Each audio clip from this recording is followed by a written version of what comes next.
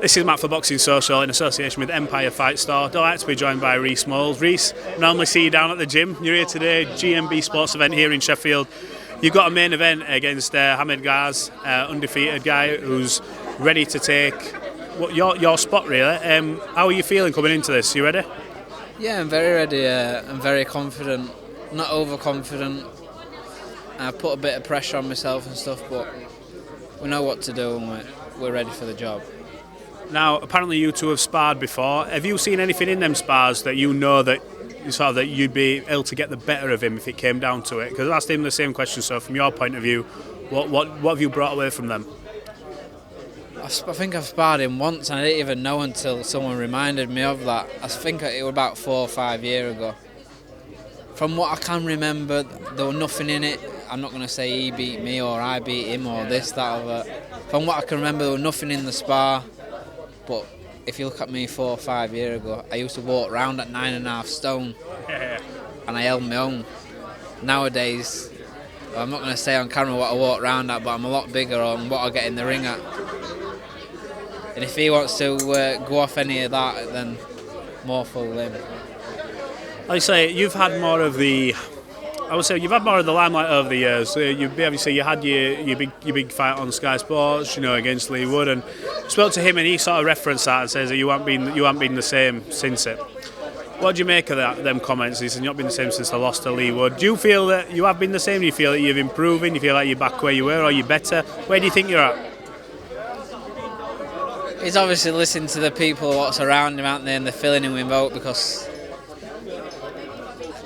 I don't know, he's probably taking a lot from that, but believe me, we know from the spars and stuff what I've been having, and you don't see me pulling out of fights.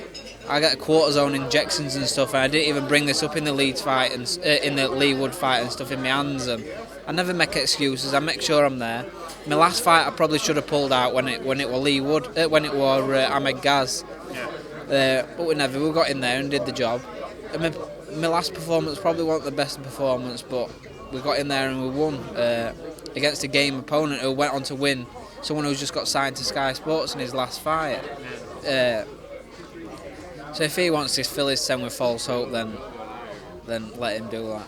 Do you feel that's where you are? You're sort of that one winner or a couple of wins away from getting back onto these big shows where you can start getting your name back in with the likes of, you said Lee Wood's gone on to be world champion, but getting your names back in with the big boys again?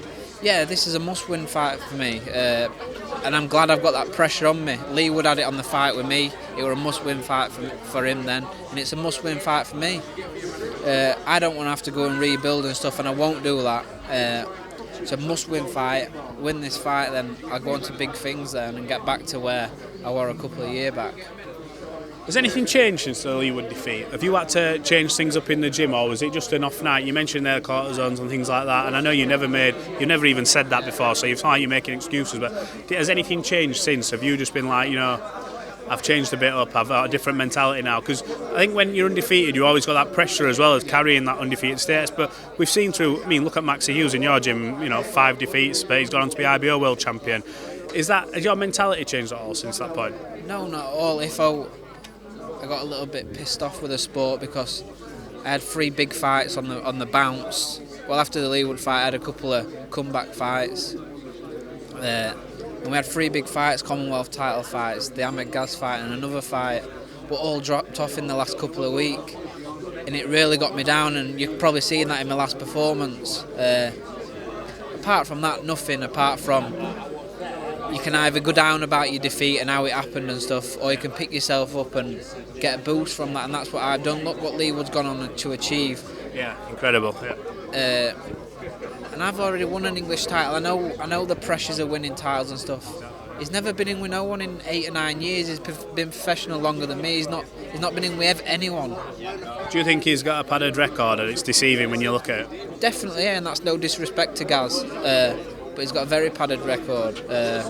He's never been tested, and I think if you go back over his amateur record, and he's not done nothing, and that's no disrespect to him. Like I've just said, he's not done anything in his amateurs or as a pro. He's never been tested. In his last fight, he got stiffened up in the 3rd or 4th round, I think it was. How do you win this fight? How do you get the better of him on the night? He's coming in there trying to protect his undefeated record. He ain't going to want to lose it. He's going to be throwing the kitchen sink to probably try and keep it. How do you win this fight? By knockout. Yeah, no doubt in your mind you'll get him out of there. Yeah, 100% will knock him out. Have you sort of, if disaster does strike and you were to go on the losing end of that, what that does for you in your career? I'll end my career will be done, yeah. Is that it? You're putting that on your back into this. If he beats me, that's it, we're done. Yeah.